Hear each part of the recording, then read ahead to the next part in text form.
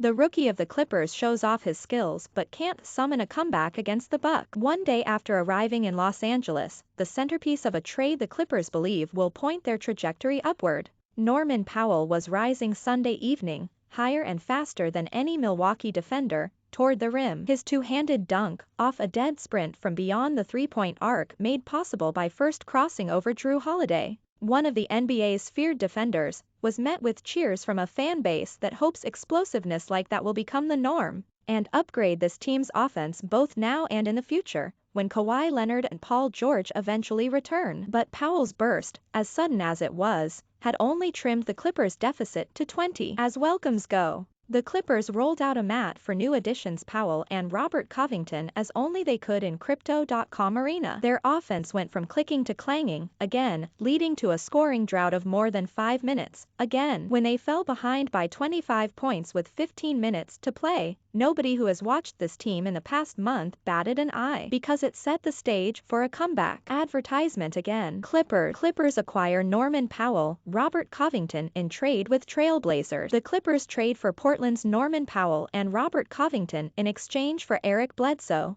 Justice Winslow, Keon Johnson and a draft pick. Powell opened the fourth quarter with a three-pointer. He drove to the rim, was fouled on his layup, and made the free throw. Flipped the ball for a wide-open wing three. He instead rerouted the pass to Covington in the corner, who made his three-pointer. Out of a Milwaukee timeout, Powell drove headlong into the paint again, and when his layup missed, Covington was there to tap in a basket for a 9-point deficit with 9 minutes to play. If Sunday was any indication, the new guys will fit in just fine on a roster that has made comebacks their calling card. But also on display were many of the hallmarks that have required such high degree of difficulty rallies in the first place. The kind of stagnant offense that currently separates them from the league's upper crust, such as Milwaukee. Playing for the second consecutive night, the reigning world champions outclassed the Clippers in a 137-113 victory first, by outscoring them by 23 points between the second and third quarters. The Bucks then answered the Clippers' charge,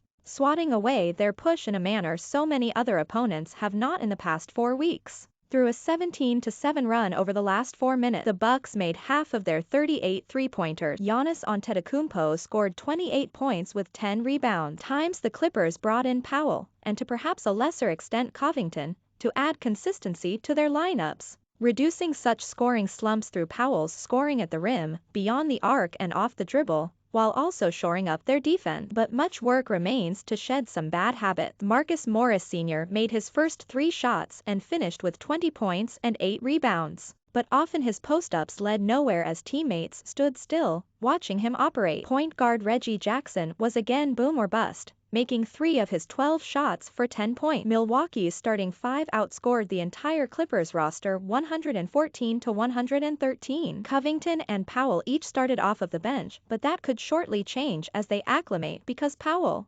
immediately became the most varied and potent offensive threat on the active roster, and Covington's defensive reach was as advertised in stretches. He finished with 13 points. Powell was hindered in the first half by 3 fouls.